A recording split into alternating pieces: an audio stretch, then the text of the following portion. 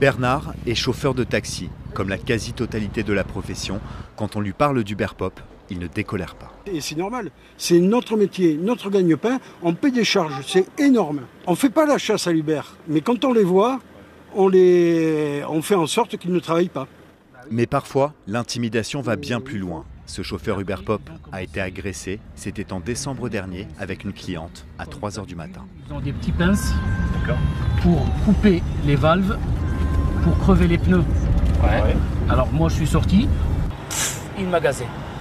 Ah, ils vous ont gazé? Gaz. Il m'a même pas laissé parler. Il m'a gazé la première, aussi le deuxième et aussi le troisième.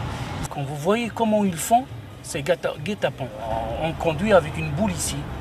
Selon le groupe Uber, des dizaines de chauffeurs auraient ainsi été agressés en France. Mais le service a beau être interdit par la loi.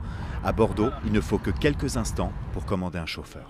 En plus, vous êtes mon premier client, donc j'en ai entendu parler à la télé. Et c'est vrai que c'est tentant d'arrondir ces fins de mois comme ça. Arrondir les fins de mois en proposant des prix forcément moins chers puisque les chauffeurs Uber Pop ne payent pas de licence, ne suivent pas de formation et ne sont soumis à aucun contrôle préalable.